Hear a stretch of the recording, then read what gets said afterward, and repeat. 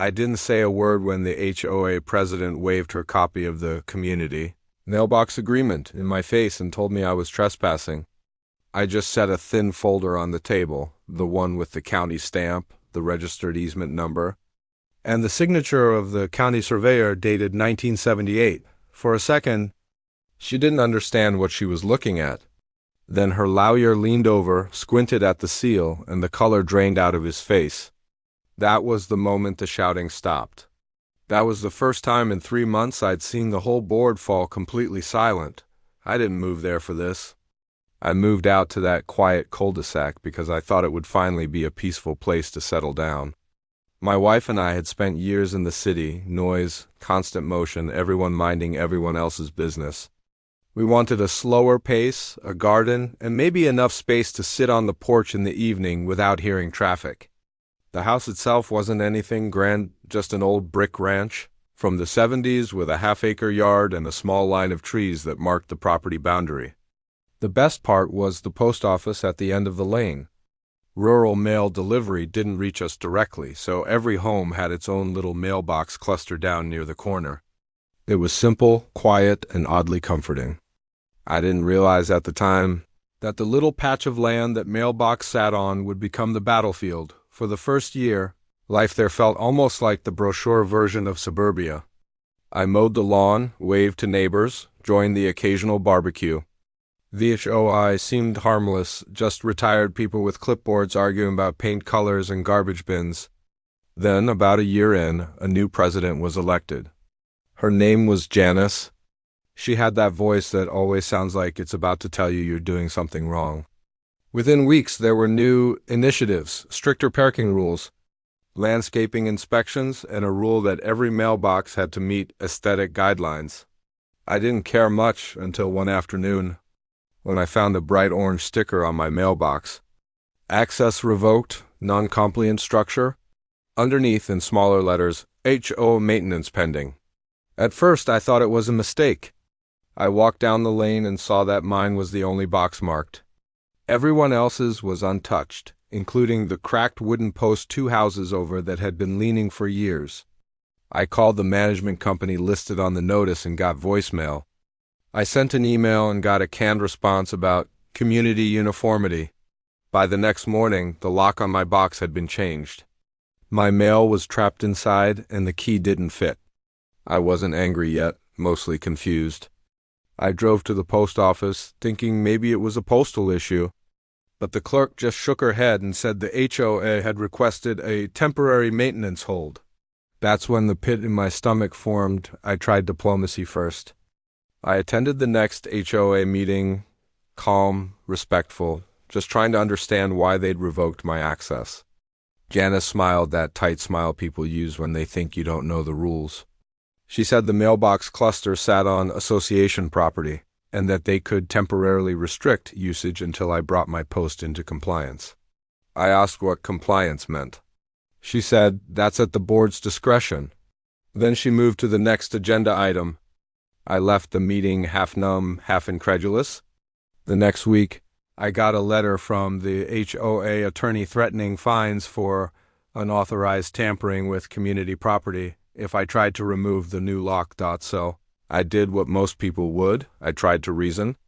I wrote polite emails. I quoted USPS regulations about mailbox acts and tampering. I even called the county zoning office to ask if the HOA truly owned that land. The answers were vague. It's complicated, one clerk told me. That subdivision was platted decades ago. The HOA doubled down. Another notice appeared, $150 fine for disrupting maintenance. Someone had reported me for lingering near the mail cluster. I realized I wasn't dealing with reason anymore. I was dealing with control. And something in me shifted. I stopped writing emails and started researching every night after work. I sat at my kitchen table with a mug of coffee and the stack of closing documents from when we bought the house. I went line by line, reading the legal descriptions, the parcel maps, the footnotes. Most people ignore that tiny section labeled easements and right-of-way. I didn't. There it was. Buried under 3 decades of legalese, Recorded postal easement, Plat B 1978-24. Maintained by county jurisdiction. I didn't understand all the implications yet, but it was enough to make me curious. The next morning, I went to the county recorder's office and asked for the original plat. The clerk had to dig through a microfilm drawer, but she found it. A blurry map, stamped and signed in blue ink, showing each lot and a small shaded rectangle at the end of the lane marked postal easement, county controlled. It wasn't HOA property at all. The county had granted permanent right-of-way to the U.S. Postal Service for delivery access, meaning the HOA couldn't regulate, alter, or restrict it in any way. I made 3 certified copies and filed one with the Postal Inspector's office for good measure. Then I waited. Over the next few weeks, I documented everything. Photos of the new lock, copies of the fines, emails, dates, times, even the way Janice smirked at the next meeting when I asked, very calmly, if she had obtained county approval for the change. She said, "We have our own authority." I just smiled. "You sure about that?" She rolled her eyes. I was fine. By then I already had the counties written. Confirmation and the postal inspector's letter stating that the HOA had violated federal access law under 18 U.S. Code 1705, obstruction of mail. I didn't go nuclear right away. I wanted them to dig their own hole. They sent 2 more fines, totaling nearly $500, claiming I was defaming the board by spreading misinformation. I paid none of it. Instead, I wrote one final letter, not to them, but to the USPS regional office and the county council. I attached everything, the notices, the photographs, the easement record, and a short statement of fact. I didn't demand damages. I just asked for clarification of jurisdiction. 2 weeks later, a white government vehicle pulled up to the mailbox cluster. A postal inspector and a county official stepped out.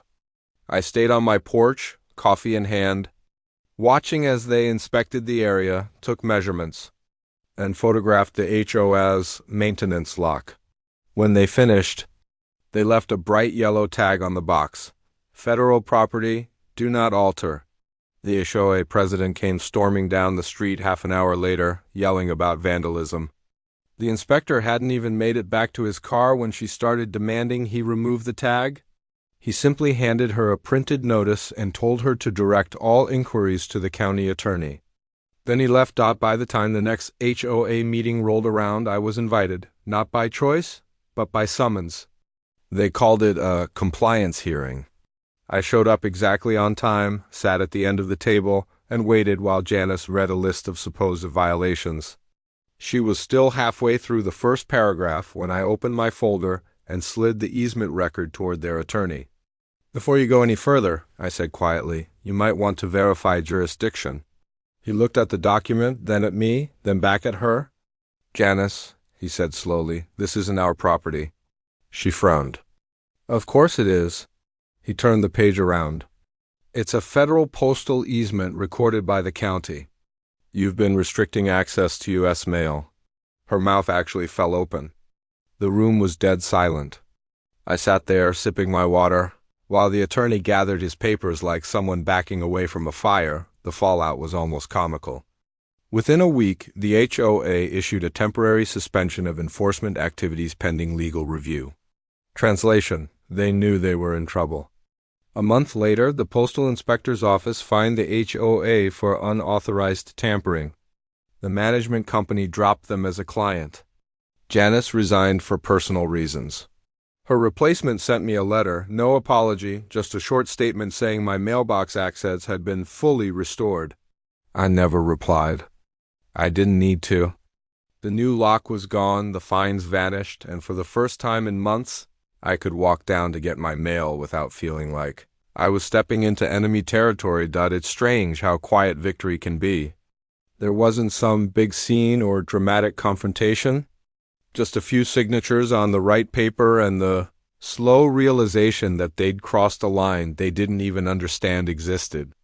Afterward, neighbors who'd avoided me started waving again.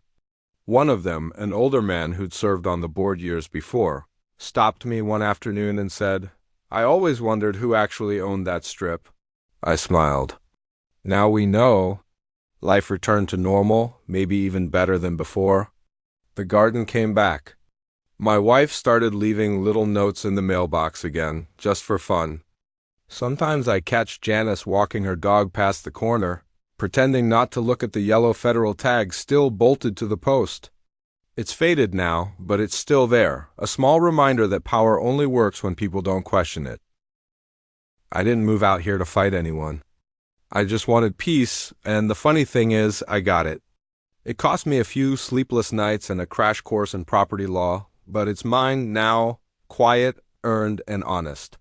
These days, when I grab the mail, I can't help but notice how everyone keeps a respectful distance from that cluster. Nobody touches it, nobody argues about it. They just nod, wave, and move on. And honestly, that's exactly the kind of silence I was looking for.